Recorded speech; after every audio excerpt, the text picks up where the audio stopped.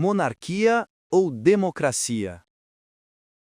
Em 15 de junho de 1952, Sua Majestade Norodom Sihanouk dissolveu o governo e, ao mesmo tempo, ameaçou dissolver a Assembleia do Povo se ela se opusesse à tomada. Este golpe real agitou todo o país e fez a nós, os cidadãos, pensar sobre suas causas. Certamente a Constituição dá ao rei o poder de dissolver o governo, mas esse golpe é um ato de injustiça, uma vez que o rei desprezou os direitos democráticos e cometeu um ato de desacato com a Assembleia eleita que representa legalmente o povo. Se o rei realmente preza pelos interesses da nação, a segurança do povo, como ele costuma dizer em seus discursos, ele não deveria realizar esse golpe real pela força. Você deveria ter reunido o governo para encontrar os melhores meios de expulsar o exército francês e os comparsas dos franceses para alcançar a independência direta do país. O rei deveria ter se aliado com a Assembleia. Por quê? A história nos mostra que somente a Assembleia e os direitos democráticos podem conceder alguns suspiros de liberdade para o povo Khmer, como, por exemplo, na época do príncipe Yutevong. Quando não houver mais Assembleia, o país será imediatamente subordinado. Em 1949, o rei reinante aliou-se com Yen Sambawar, e nosso país foi, ao mesmo tempo, subordinado por um tratado com a França, que continuará a permanecer durante muito tempo no Camboja. O povo Khmer se lembra dessa história e não a esquecerá. Apenas os que pensam em seus interesses pessoais podem esquecer. Esse golpe de Estado de 15 de junho nos mostra que não estamos sob o reinado de uma monarquia constitucional, mas sim sob um regime de monarquia absoluta. O rei é absoluto. Ele procura destruir os interesses do povo quando este está em uma posição de fraqueza. Ele se preocupa com o que quanto mais educada for a população, mais fácil será ver as falhas dos reis. O rei absoluto usa boas palavras, mas seu coração continua ímpio. Ele usa a demagogia para enganar o povo. O que é uma monarquia? É uma doutrina que entrega o poder a um pequeno grupo de indivíduos de posições elevadas, para que possam explorar a maioria das outras classes sociais. Monarquia é uma doutrina injusta, tão infecciosa quanto uma praga pútrida. A humanidade deve aboli-la. A monarquia é uma doutrina absoluta que só existe através do nepotismo. Suas falhas são numerosas. 1. A monarquia é inimiga do povo. A história nos mostra que, desde que nosso país existe, nós sempre fomos dominados e explorados pela monarquia. A condição do povo é rebaixada à de um animal. O povo, que é considerado um rebanho de escravos, é forçado a trabalhar incessantemente, noite e dia, para alimentar a monarquia absoluta e seu harém de cortesãos. 2. A monarquia é inimiga da religião.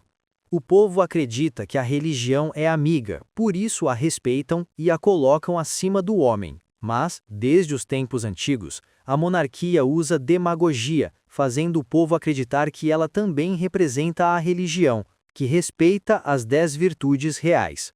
Para convencer o povo e explorar com mais facilidade, a monarquia fez com que os poetas compusessem a lenda de Prehalik Tinavong, segundo a qual o rei sempre teve o direito à vida e à morte sobre o povo. Mas os iluminados monges sempre entenderam a natureza da monarquia muito bem e encontraram formas de explicar às pessoas a não confiarem nela. Eles criaram a história de Tenshei, para mostrar que uma criança do povo, Tenshei, pode derrotar um rei ignorante. Tenshei ousa se opor à coroa. A monarquia destruiu a religião budista por outros meios, por exemplo, dividindo os monges em vários grupos, criando uma posição mais elevada, a de Sandet, senhor. 3. A monarquia é amiga do colonialismo. A história que observamos, desde que nosso país passou a ter dominação francesa, os reis Khmer estão se afastando cada vez mais do povo Khmer. A sua designação para aceder ao trono está sob autoridade francesa. Portanto, o rei reinante é apenas um peão dos colonialistas, aliando-se a eles para preservar sua coroa e a monarquia. Sempre há lutas pelo trono. O príncipe Yu Cantor foi criado pelos franceses que confiaram o trono à Sua Majestade Sisovat. Existem muitas lutas desse tipo. 4. A monarquia é inimiga do conhecimento. Ela usa todos os meios para que o povo não seja educado e acredite que o rei é o ser supremo. Quando o povo é educado, ele se torna um inimigo virulento da monarquia e exige desesperadamente sua abolição. Aqui vão alguns exemplos. Nosso grande mestre Buda foi muito culto. Ele logo percebeu que seu pai, o rei Suttotana, em sânscrito, Sododana, enriqueceu injustamente, deixando o povo definhar na ignorância, na doença, na fome, na falta de moradia, sem escolas e sem hospitais. Buda então decidiu abandonar a monarquia e se tornar amigo do homem e do povo, ensinando os homens a amarem uns aos outros. Príncipe Tevgon, bastante culto, também abandonou os monarquistas para incutir a democracia no povo Khmer.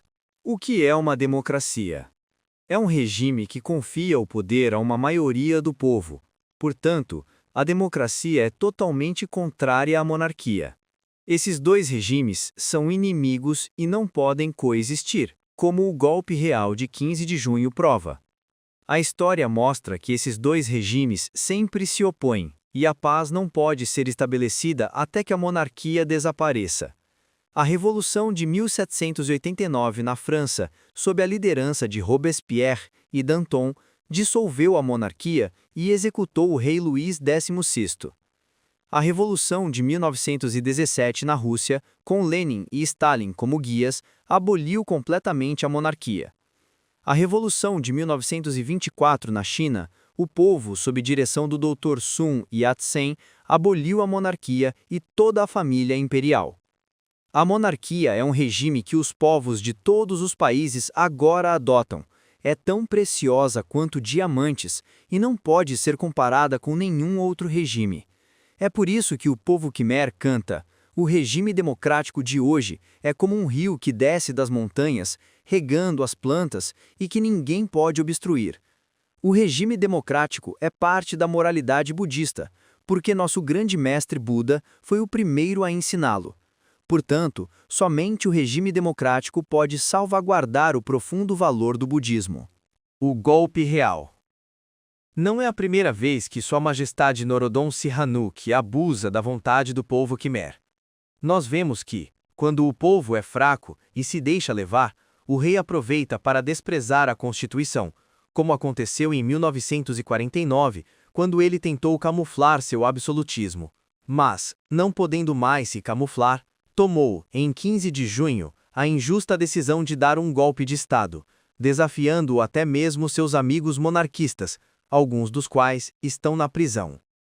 A pergunta que fica é: em que força o rei se apoia para realizar o golpe? O golpe é o resultado do poder colonial francês. A prova encontra-se no discurso real de 4 de junho, na reunião do Conselho do Reino. Notamos as seguintes passagens. Eu, o rei, recentemente conheci o Sr. Vincent Auriol. Ele me confiou os assuntos relativos à Sua Excelência, Song Nok Ten. Recentemente também, Sr. Letourneau compartilhou da minha opinião e me disse que ele havia prometido aliviar certas cláusulas se um futuro governo, Khmer, estivesse pronto para reprimir os combatentes da resistência, Isarak, e suavizar essas cláusulas quando a guerra tivesse terminado. Nessa mensagem real para o povo, o rei declarou que podemos contar com a ajuda que nossos aliados franceses e americanos nos trazem. Tudo isto prova claramente que o golpe foi apoiado pelo colonialismo francês. 2. O golpe é obra da monarquia. Outras evidências podem ser encontradas nas mensagens reais. Tendo herdado essa monarquia que data de 16 séculos para governar o povo. Mensagem para os estudantes. Pelos meus deveres como rei, pela minha responsabilidade perante a pátria, perante o povo, perante a história e perante meus antepassados que me legaram essa monarquia nacional. Mensagem para a nação. Mesmo que eu tenha que me tornar um simples cidadão, eu sempre defenderei a monarquia. Discurso do rei para estudantes em Paris. Todos estes discursos do rei provam que o golpe foi unicamente do interesse real. O governo. Sua Majestade Norodom Sihanouk, é o chefe de governo resultante do golpe. Os outros ministros são cortesãos que não sabem nada de política e ignoram os infortúnios do povo. Todos devem pensar cuidadosamente sobre o destino do povo Quimer, que já nem sequer possui a liberdade de realizar uma reunião de mais de 4 pessoas. O programa governamental. Os discursos do rei claramente mostram que o novo programa governamental para o período de 3 anos, em que o rei deterá o poder absoluto, está dividido em 2 partes. 1. Nos primeiros 2 anos, fazer guerra contra os insurgentes, os chamados patriotas nacionais. 2. No terceiro ano, negociar com a França, que promete conceder-lhe plena independência. Tal programa visa apenas amordaçar o povo, prender e expulsar aqueles que se atrevem a opor-se à política do rei. Em segundo lugar, visa dissolver partidos políticos que se opõem aos interesses do trono, uma vez que esses partidos não se calam. Por fim, a política do rei é provocar uma guerra civil que queimará tudo, até mesmo os templos budistas.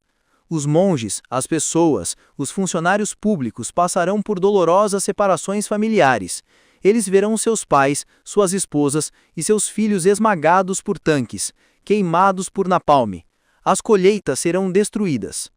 O exército colonialista, que a monarquia absoluta já chamou ao resgate, já cometeu atos de pilhagem e violência contra mulheres.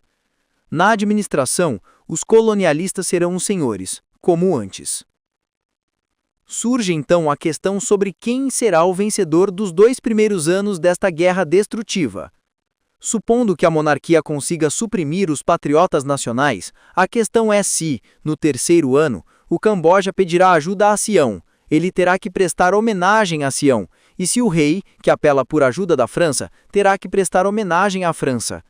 Assim, o rei Norodom Sihanouk, que apelou à França, deve deixar os colonialistas ligarem o Camboja à França por tratados que lhes permitam dominar o Camboja para sempre.